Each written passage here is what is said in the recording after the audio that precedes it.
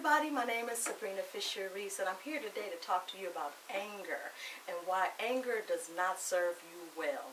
Anger does not lead to anything productive. Anger is not your friend.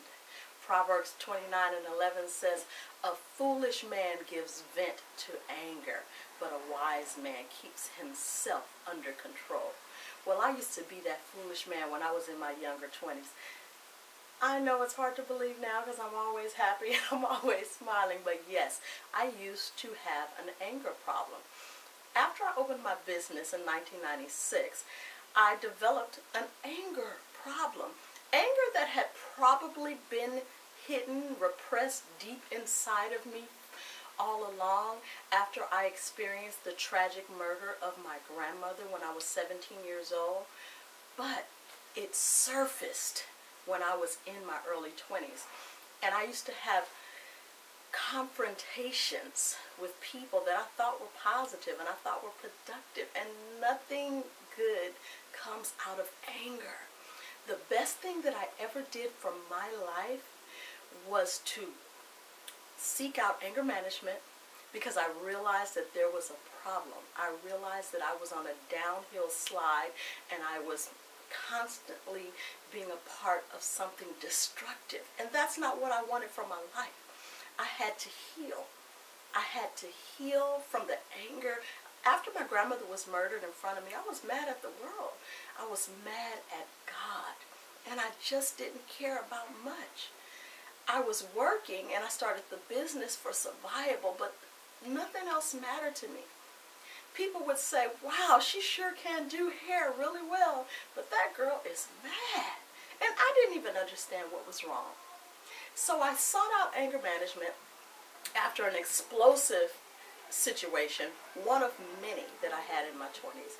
And I went and I found a voluntary anger management class. And I took myself to anger management, and it changed my life. It taught me. Most of the anger management classes were court mandated, but I went in there and volunteered. I said, "I'll pay for it, whatever. I'm desperate. I need help." I knew I needed help. So it was the best thing that I ever did for myself. You have to invest in you. You have to. And going to that voluntary anger management class was the best thing that I ever did for myself. I also learned that no matter what someone is doing, I am responsible for how I react to it.